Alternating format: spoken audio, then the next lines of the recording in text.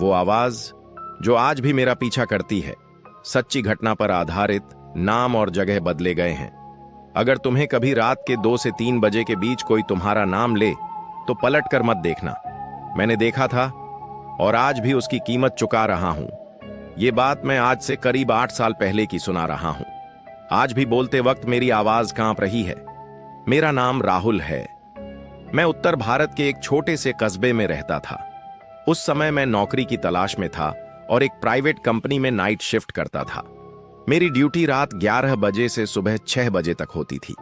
Office से घर लौटते वक्त मुझे एक पुरानी सुनसान सड़क से होकर गुजरना पड़ता था। लोग उस सड़क को श्मशान रोड कहते थे वहां पहले एक औरत की जलकर मौत हुई थी। मैं हंस देता था।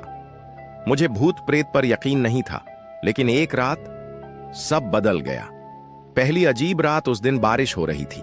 रात के करीब 2:15 बजे मैं ऑफिस से निकला।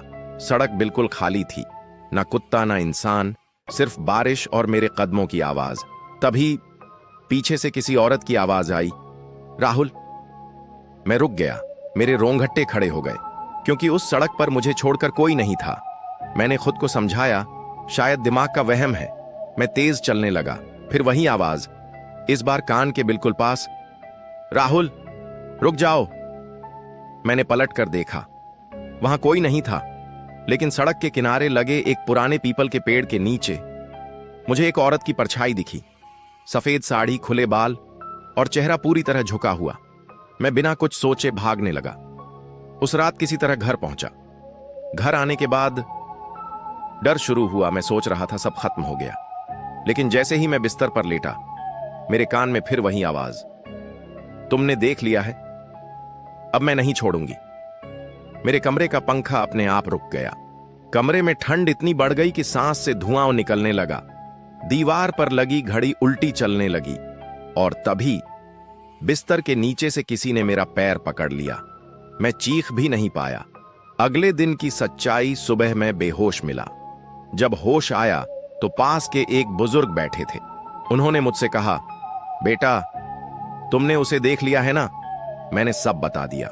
तब उन्होंने जो बताया, उसके बाद मेरी रूह कांप गई। उस सड़क पर 15 साल पहले एक गर्भवती औरत को उसके पति ने जलाकर मार दिया था। वो रोज रात 2 से 3 बजे के बीच उसी सड़क पर दिखती है। जो भी उसकी आवाज सुनकर पलट कर देख लेता है, वो जिंदा नहीं बचता। मैं पहला था जो बच गया। लेकिन कहानी यहीं खत्म नहीं होती। उस रात के बाद से मुझे सपने में वही औरत दिखने लगी।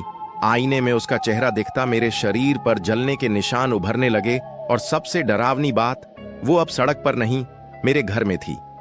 एक रात मैं बाथरूम में था। पीछे से आईने में मैंने उसे देखा। इस बार उसका चेहरा साफ था। जली हुई त्वचा, खून से भरी आंखें और पेट पर हाथ रखकर वो बोली, अब तुम्हारी बारी है। अंत जो आज भी अधूरा है। मैं किसी तरह शहर छोड़कर भाग गया। आज 8 साल हो चुके हैं, लेकिन हर रात ठीक 2:17 बजे मेरे फोन पर एक मिस्ड कॉल आती है। नंबर मेरा ही नंबर होता है और जब मैं फोन उठाता हूं, उधर से बस एक आवाज आती है, पलटकर मत देखना, क्योंकि आज भी वो मेरे पीछे खड़ी है।